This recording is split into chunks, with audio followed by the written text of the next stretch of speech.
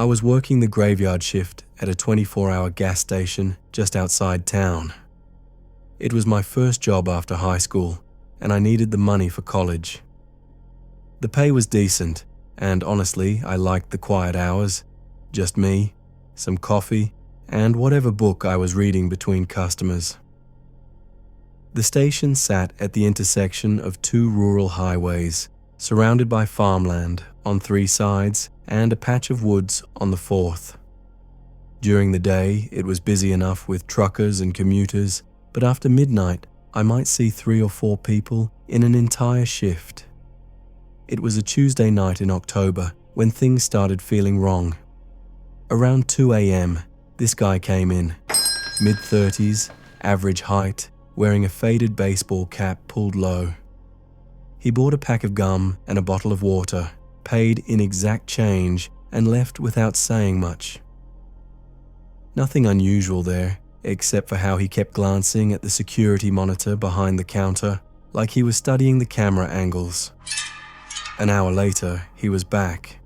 Same routine, different items this time, but still paying in exact change, still eyeing those monitors. When I asked if he needed anything else, he just shook his head and walked out. Through the window, I watched him get into a dark sedan, parked just outside the camera's view. The third time he came in, around 4:30 a.m., my stomach dropped.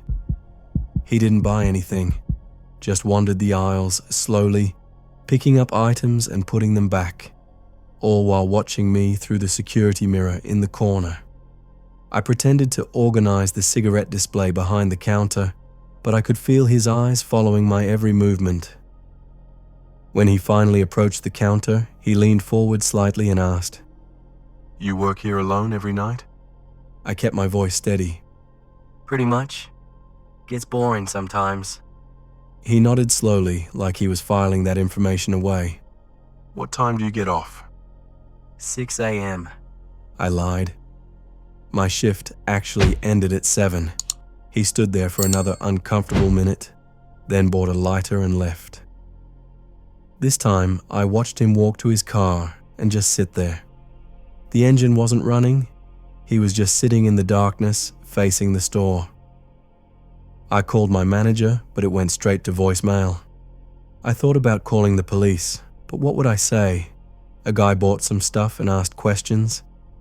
They'd probably think I was being paranoid. Around 5:15 a.m., a pickup truck pulled up to the pumps. I felt a wave of relief seeing another person, even though the driver looked half asleep. While he was filling up, I noticed the sedan was gone. The pickup driver came inside for coffee and a breakfast sandwich. Nice older guy, probably a farmer heading out to check on his animals. As he was paying, he glanced around and said, "Quiet night?" Yeah, pretty much. I replied, not mentioning my earlier visitor. He paused at the door. "You know, I passed a car parked on the side road about a quarter-mile back, just sitting there with the lights off. Thought that was odd?" My blood went cold. There was only one side road between here and town, a narrow dirt path that led to an old grain elevator. If someone parked there, they'd have a clear view of the gas station, but be hidden from the main road. Did you see what kind of car? I asked. "Dark sedan. Couldn't make out the license plate in the dark." After he left, I stood behind the counter, trying to decide what to do. Every shadow outside seemed like it could be hiding someone. Every sound made me jump. I kept checking the time, still an hour and a half until my replacement arrived. Around 6 a.m., as the sky was just starting to lighten, a state trooper pulled up to the pumps. I'd never been so happy to see a police car in my life. He came in for coffee, and I worked up the courage to mention the strange customer from earlier. The trooper listened carefully, then asked to see the security footage. We watched the 3 visits, and his expression grew serious when he saw how the guy was studying the camera positions. "You did the right thing telling me," he said. "This looks like someone casing the place. Mind if I stick around until your replacement gets here? When my co-worker arrived at 7 a.m., the trooper filled him in and suggested we install a panic button behind the counter. He also said he'd have patrol cars swing by more frequently during the night shift. I never saw that customer again, but I found out later why the trooper took it so seriously. 2 weeks after my encounter, a gas station about 30 miles away was robbed by a man matching the same description. The clerk working alone that night was found tied up in the back room. He told police the robber knew exactly where the security cameras were positioned and had avoided them perfectly. The robber had asked him the same questions. "You work here alone every night? What time do you get off?" I still work nights sometimes, but I never take for granted that I'm safe just because it's quiet. That feeling of being watched, being studied like prey, it changes how you see every customer who walks through the door. Even now, when someone pays in exact change or asks too many questions, I can feel that same chill creeping up my spine. Some encounters leave you wondering what might have happened if you'd made different choices, if you'd been a little less careful, a little more trusting. I'm grateful I'll never have to find out.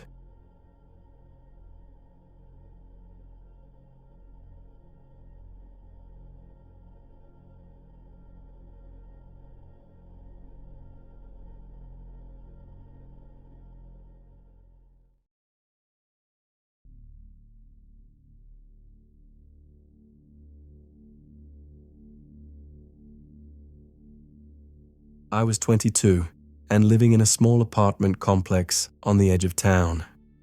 It was one of those older buildings with thin walls and squeaky floors, but the rent was cheap and it was walking distance from my job at the office supply store. My unit was on the second floor, facing the parking lot. The building had maybe 20 apartments total, and I'd gotten to know most of my neighbors by sight. The college students next door, the elderly woman across the hall, the young couple downstairs who fought loudly every weekend.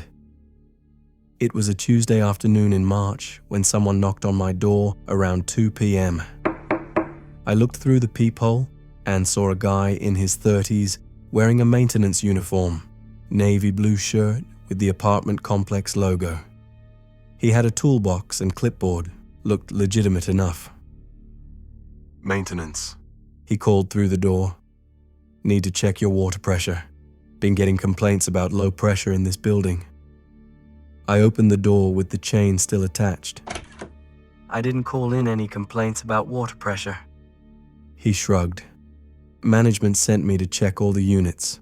Won't take long." Something felt off, but I couldn't put my finger on what.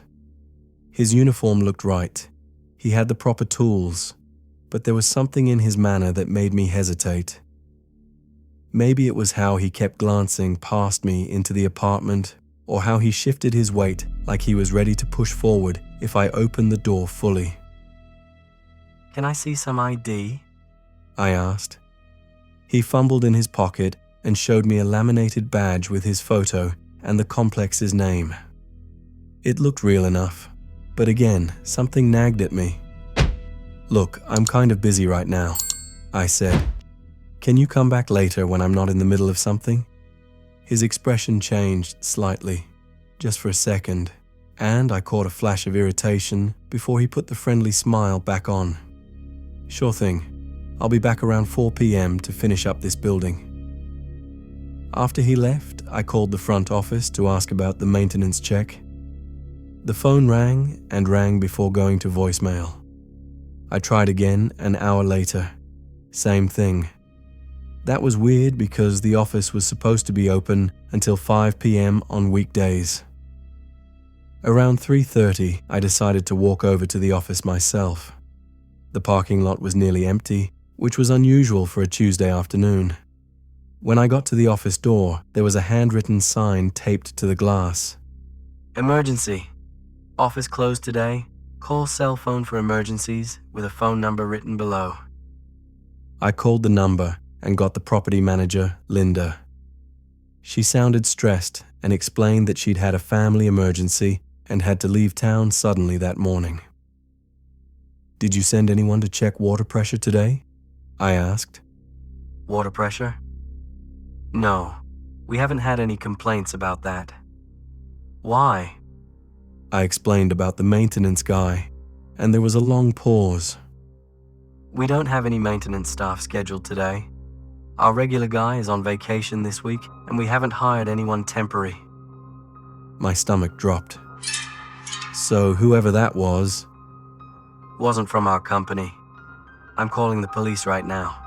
Don't let anyone into your apartment until I get back tomorrow. I hung up and hurried back to my building, looking over my shoulder the whole way. When I got to my floor, I noticed the elderly woman across the hall, Mrs. Chen, standing in her doorway looking upset. "Oh, honey," she said when she saw me. "Did the maintenance man come to your apartment too?" "Yeah, around 2 p.m. Why?" "He knocked on my door about an hour ago, said he needed to check something. I let him in because he had the uniform and everything." Her face was pale. "But after he left, I noticed my jewelry box had been moved. Nothing's missing that I can tell, but it wasn't where I left it."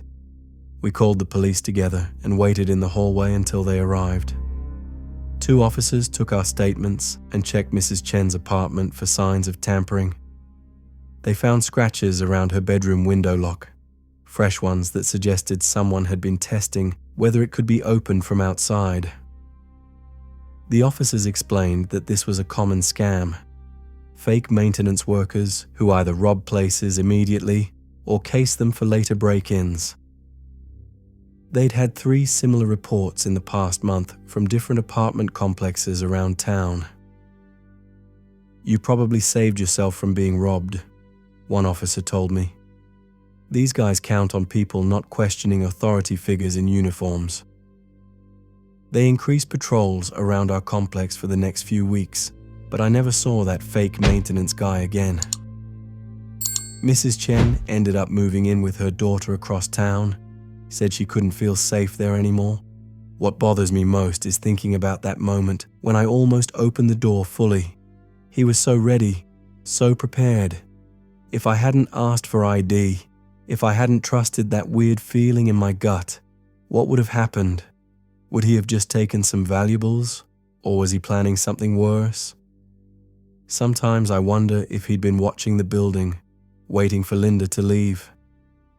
Maybe he knew exactly which apartments had young women living alone, which tenants would be most likely to trust a maintenance uniform. I still live in apartments, but now I always verify maintenance visits with the office first, and I never ignore that uncomfortable feeling when something seems off, even if I can't explain why. Your instincts exist for a reason.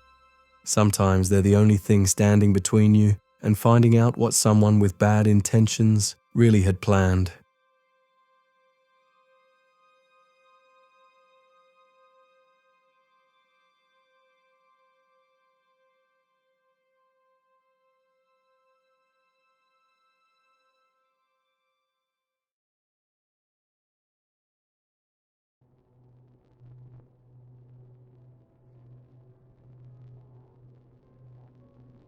I was 19 and commuting to the local community college while living at home to save money. Most nights I stayed late at the library to study. It was quieter than my house with my younger siblings running around, and I could focus better there. The library closed at 10 p.m. on weeknights, which meant I usually walked to my car in a mostly empty parking lot. It was well lit and felt safe enough. Plus, I'd done this routine for months without any problems. One Thursday in late October, I was packing up my books around 9:45 p.m. when I noticed this guy at a table across from mine. He'd been there for maybe an hour, but wasn't really studying, just sitting there with an open textbook, occasionally glancing in my direction.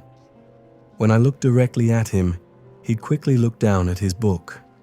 I finished gathering my stuff and headed for the exit with most of the other students. As I walked through the parking lot, I heard footsteps behind me on the asphalt. Not unusual. Other people were heading to their cars too. But when I stopped to dig for my keys, the footsteps stopped as well. I turned around and saw the same guy from the library, standing maybe 20 feet away near a lamppost. He wasn't walking toward any car, just standing there watching me. When he saw me looking, he pulled out his phone and pretended to check messages. My car was parked in the back section where it was a bit darker. As I walked toward it, I could hear those footsteps again, maintaining the same distance. At my car, I quickly unlocked the door and got inside, immediately hitting the door locks. Through my rearview mirror, I watched him approach my car and stop just behind it. He stood there for maybe 30 seconds, then walked away toward the library entrance. I sat there with the engine running, waiting until I saw him go inside before backing out. The next Thursday, same routine. I stayed until closing time. As I was leaving the library, I saw him again in the main area, same table, same fake studying. This time I made sure to leave with a group of other students and stick close to them as we walked to the parking lot. But when I got to my car, there he was again. This time he'd apparently followed at a distance and was standing between two cars about 30 feet away. I got in quickly and locked the doors, but instead of leaving right away, I decided to see what he'd do. He walked over and stood next to my driver's side window. Just stood there, looking down at me through the glass. I could see his face clearly under the parking lot light. Mid-20s, average height, wearing a baseball cap. He didn't say anything, didn't gesture, just stared. I started honking my horn, long, loud blasts that echoed across the parking lot.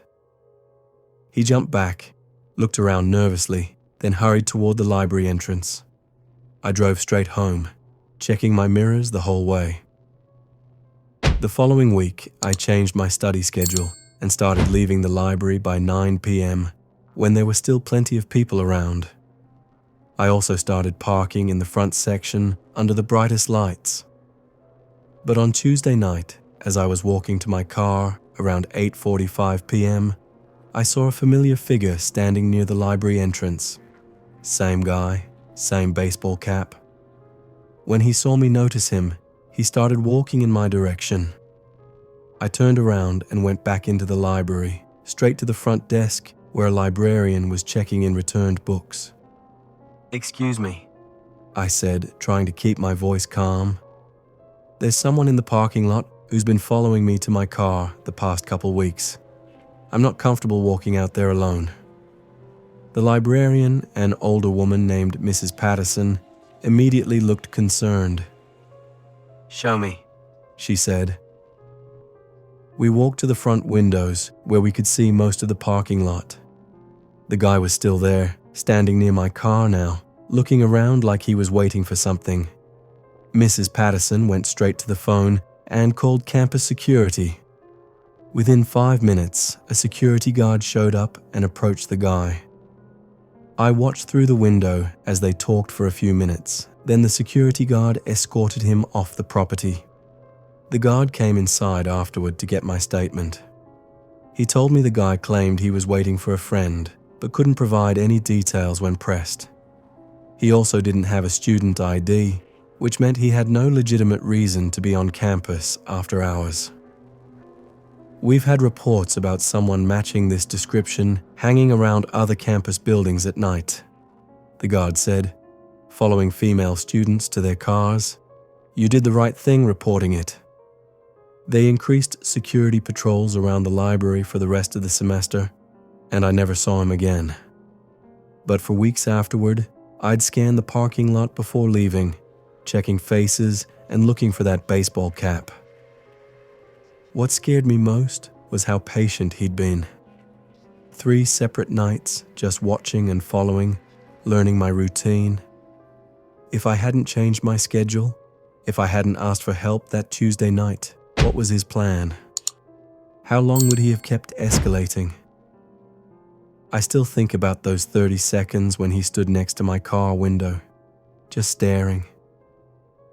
There was something calculated about it, like he was testing my reaction, seeing how scared I'd get. That's not the behavior of someone who's lost or confused. That's someone with intentions you don't want to find out about.